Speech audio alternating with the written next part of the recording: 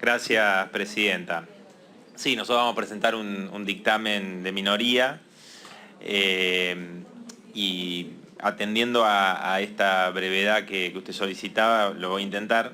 Hay muchos temas, es muy complejo toda la cuestión previsional y cuando se está debatiendo algo que afecta a millones de trabajadoras, de trabajadores, que afecta muchísimo más inclusive a las mujeres, que hoy solamente 1 de cada 9 mujeres que está en edad de jubilarse, tiene la cantidad de aportes necesarios. Por favor, diputadas y diputados, ¿podemos hacer silencio y escuchar al diputado que está haciendo uso de la palabra? Y en el caso de los varones son 3 de cada 10, ¿no? Entonces, cuando yo escucho que acá se dice que, bueno, ¿por qué el que aportó tiene que ser solidario con el que no aportó? En realidad no es que quien trabajó en la informalidad durante toda su vida o gran parte, ¿no? Porque es muy precario todo el sistema laboral, porque las patronales utilizan esta forma de precarización, la informalidad, el monotributo, muchas estafas, es decir, es un fraude laboral que se realiza sobre la clase trabajadora y que ha venido aumentando a pesar de que han pasado distintos gobiernos, distintos colores políticos, ha aumentado la precarización, la informalidad del empleo, y eso obviamente tiene una grave consecuencia que se ve en esta situación en relación a las personas que están en edad de jubilarse, ¿no? Entonces, no, la responsabilidad no está en esas trabajadoras, en esos trabajadores que fueron víctimas del fraude laboral, sino que está en la responsabilidad de las patronales y los gobiernos, ¿no? Entonces, ¿qué ha sucedido en los últimos años? Bueno, las moratorias, como se dijo acá, es una solución transitoria, que en realidad le pone la carga a ese trabajador, a esa trabajadora, sobre que tiene que pagar con ese descuento en la moratoria, algo que en realidad no es su responsabilidad, sino que fue responsabilidad de las propias empresas, las propias patronales que le hicieron fraude y que no le pagaron los aportes jubilatorios, desfinanciando el conjunto del sistema previsional.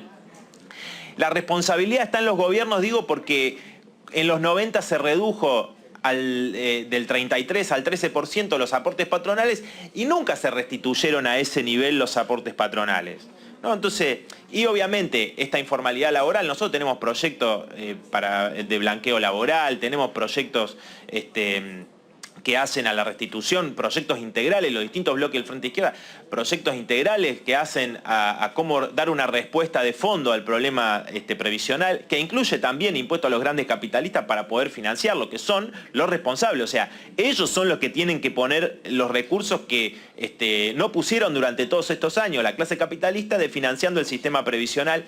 Digo, y después entonces se entra en esta lógica que siempre hemos escuchado de distribución, la redistribución entre pobres, ¿no? Porque lo vemos con el tema del impuesto a la ganancia de la cuarta categoría, se ha utilizado desde los gobiernos del Frente de Todos y de Cristina Fernández antes, este argumento de, bueno, el que cobra un poquito más tiene que ser solidario con el que cobra un poquito menos, pero no, acá el problema es que los grandes grupos económicos, por ejemplo, el dólar soja, 600.000 millones de pesos entre el dólar soja 1 y el 2, seguramente quizás venga el 3, el 4, etcétera, ¿no? Bueno, acá el diputado está contento, parece. El dólar soja, 600.000 millones de pesos, 600.000 millones de pesos, estoy hablando, pido respeto. 600.000 millones de pesos. No dialoguen, por favor. 600.000 millones de pesos a las cerealeras, a los sojeros, mientras el recorte para el 2023 estipulado en la Seguridad Social es ese mismo monto.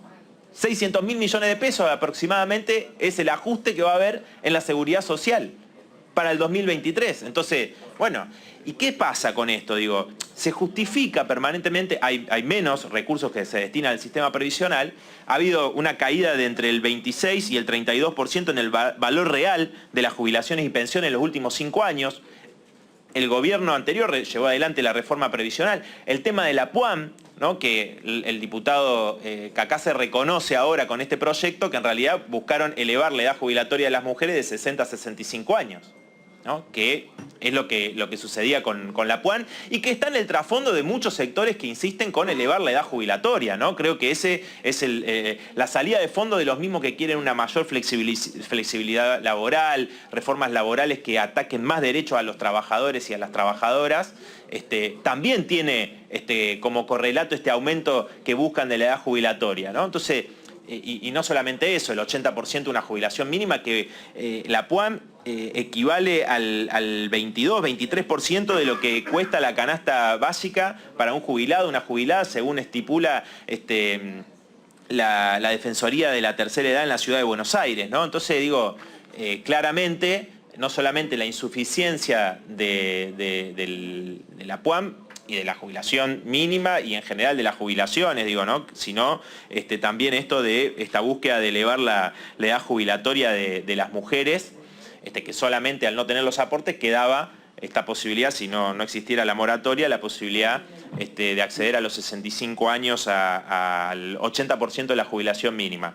Pero digo entonces, ha habido, bajo este gobierno que suspendió la movilidad anterior cuando le iba a permitir recuperar a los jubilados algo con respecto a la inflación que habían perdido bajo el gobierno de Macri, y que además ha establecido una fórmula de movilidad jubilatoria que, como anunciamos en su momento y propusimos una cláusula de garantía por inflación, cuando se votó esta movilidad, que nos dijeron no hace falta porque en un gobierno nacional y popular no va a quedar por detrás de la inflación los aumentos jubilatorios y tienen que dar el bono porque realmente la fórmula va a la baja de las jubilaciones, claramente, ¿no? En las jubilaciones mínimas, porque las otras jubilaciones es un robo total, es un robo absoluto. Diputado, vaya cerrando, por favor. A los jubilados y a las jubiladas que cobran 2 mínimas, un poquito más de 2 mínimas, etcétera, ha sido un ajuste muy, muy fuerte. Entonces, digo, nosotros estamos planteando acá esta cuestión de fondo, ¿no? La cuestión que hace a cómo encarar el problema de la informalidad laboral, ¿no? Que las patronales hagan ese aporte, cómo encarar el problema de los aportes patronales en el porcentaje del 33% y al mismo tiempo que haya un resarcimiento de los capitalistas con un impuesto a los grandes grupos empresarios y de esa manera, con esos fondos, lo que siempre se habla, se dice de que no es sustentable el sistema previsional, ¿no? Bueno, y eso se dice para que avanzar en contra del sistema solidario y avanzar inclusive en volver a sistemas parecidos a los de la AFJP. Entonces, nosotros vamos a plantear nuestros proyectos y el planteo que queremos hacer es esta salida de fondo, porque si no, digo, se va a ir en contra de muchos jubilados y jubiladas. Si bien es una salida transitoria que va a permitir que muchos puedan acceder a una jubilación, insisto, haciéndose cargo de algo que no les corresponde porque son las patronales y los gobiernos los responsables, ¿no? Pero bueno, es una salida transitoria que si no esa gente queda sin posibilidad de jubilarse, ¿no? Que son millones de personas. Ahora bien, eso va en desmedro después del conjunto del sistema jubilatorio, porque si no hay un financiamiento de quienes tienen que hacerlo, bueno, después se lleva adelante este tipo de ajuste y más en el marco del Fondo Monetario Internacional, que ya sabemos que lo que quiere es ir en contra de las jubilaciones. Por favor, diputado, porque... Sí, ya termino. Entonces me parece importante, digo, que no, esto es una salida transitoria en el marco de un gran ajuste al conjunto del pueblo trabajador y especialmente a jubiladas y jubilados en los que tienen acuerdo el Frente de Todos y Juntos por el Cambio. Muchas gracias, Presidenta.